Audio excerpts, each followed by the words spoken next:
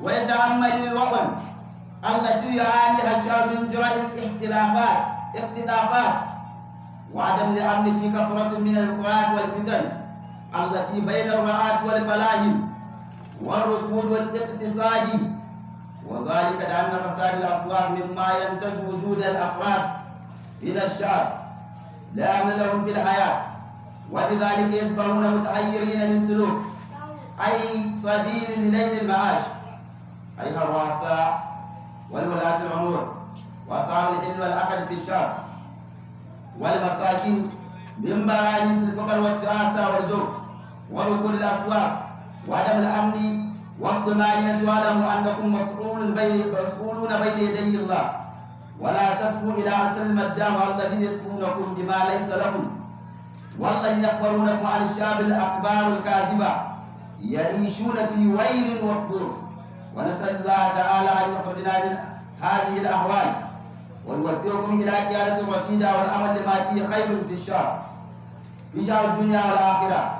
هو الحي لا إله إلا هو مخلص له الدين. الحمد لله رب العالمين.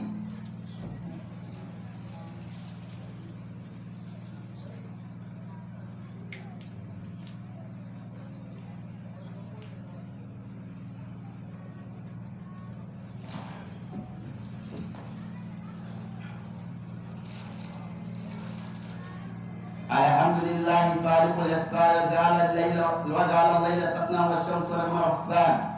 نحمده ونشكره على نعمه التي لا تعد ولا تحصى، ونصلي ونسلم على خير خلقه الذي أسري به إلى أن كان قاب قوسين أو أدنى، وعلى آله وصحبه أولي البر والتقوى. أما بعد، فيا عباد الله، إن علينا أن نلزم أنفسنا التقوى الله ففيها المخرج. قال تعالى: ومن يتق الله يجعل له مخرجا ويرزقه من حيث لا يحتسب. واعلموا أنه قد بقي لنا يوم الانتخابات العامة عامة رئيس الوطن ونائبه وعضو مجالس التنفيذ مع عضو مجالس النوائب الشيوخ التي ينتخب فيها حكام. وإن علينا أن نفكر قبل الانتخابات في الانتخاب وما هي معاملته وعلمه وما هي مقصوده في الحياة، وذلك فلننظر من نعطيه قيادتنا، وإنا لرجل أن يكون ذكرا أمينا غير خائنا، وأن يبذل قصارى جهدهم في فهم المشاكل التي يعانيها الشعب وإيجاد الحلول اللازمة الناجحة لهم. وقال الله تعالى: لإنقاذ أمة من الهلك والفقر والجوع والعطش. إخوة الإيمان، لنعلم أن كل من في الأرض فان غير باق، كما قال تعالى: كل من عليها فان. هذا جناك في وجودك وفي سكنك وفي موتك وفي صحتك وفي جناك وفي فقرك وفي كل حال من الأحوال تكون فيها، فأنت في حكم الله تعالى، بدليل انك لا تستطيع ان تقدم شيئا في وجودك او تاخر شيئا في وجودك، او تقدم شيئا في وجودك. لا تستطيع ان تعمل شيئا، ولكن يمكنك ان تفعل بالحدود التي ردها الله منك، وهي النية الصادقة بانك تريد ان تغير الى الانسان، بان تتحرك الى الافضل. فالله هو الفاعل بك.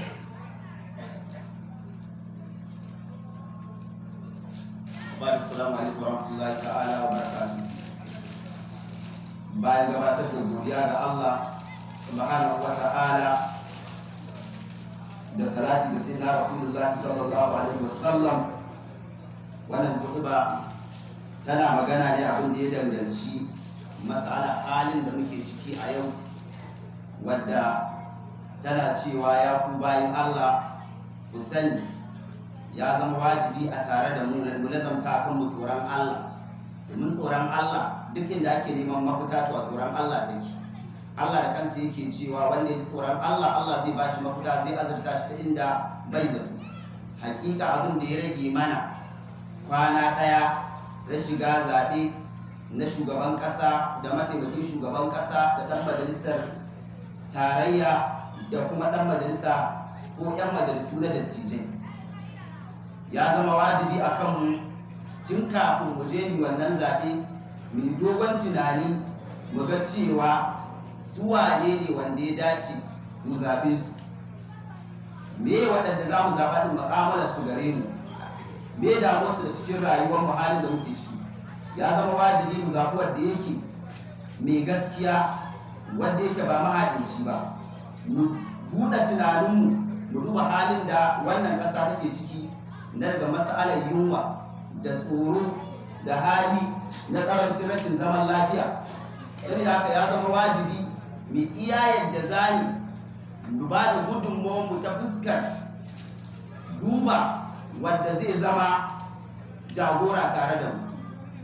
Gurbar ta ci gaba da cewa mu sani cewa Ubangiji ta'ala shine wanda yake dawwamanne, amma dukkan wani abu da muka sani doron duniya zai iya karewa.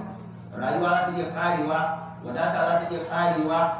Sannan gurbar ta ci gaba da cewa ya zama wajibi mai iya yadda za mu wajen ba da gudunmuwar zaman lafiya. Zaman lafiya shine ƙashin dukkan komai.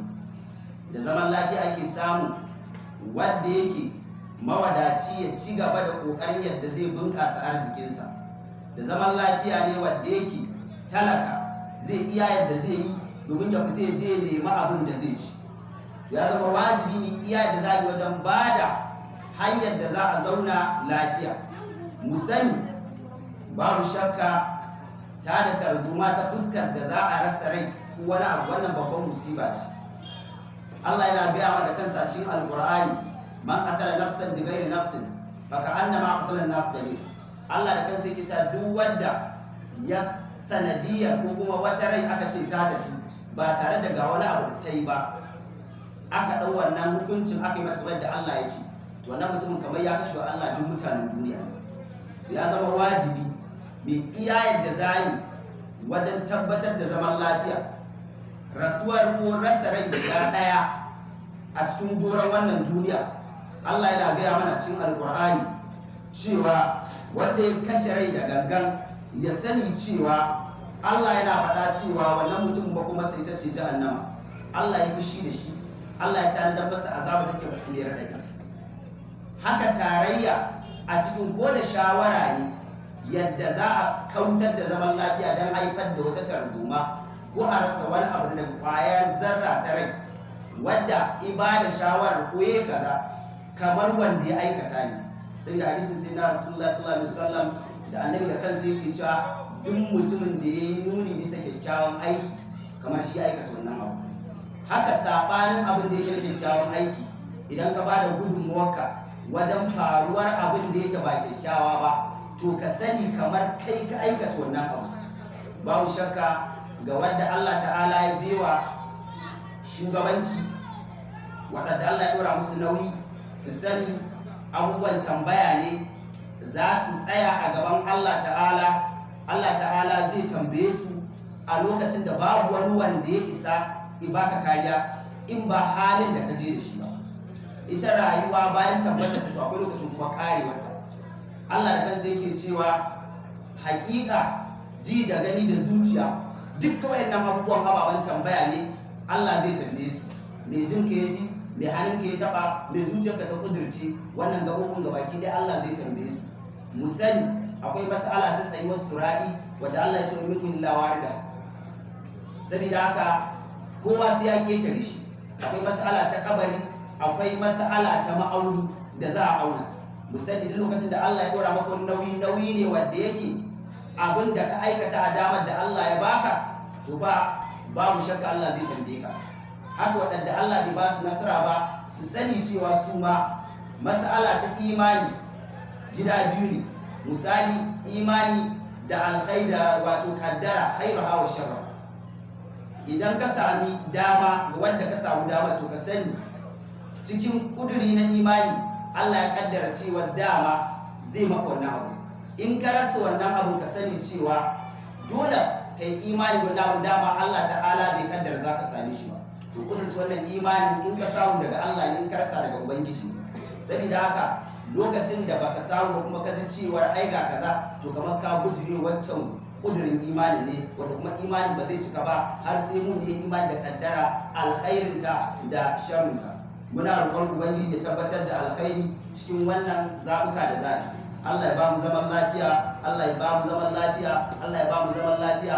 Dukkan abin da ake tsoro Allah ubangiji ya tsare shi. Wasu na Rasulullah sallallahu alaihi wasallam, Allahumma adfa anna al-balwa wal bala wal riba wal zina wal zalazil wal mihan wa su'al al-fitan ma zahara minha wa ma batan wa an biladina hadha khassatun wa an sa'ir bilad al-muslimin am ya rabbal alamin.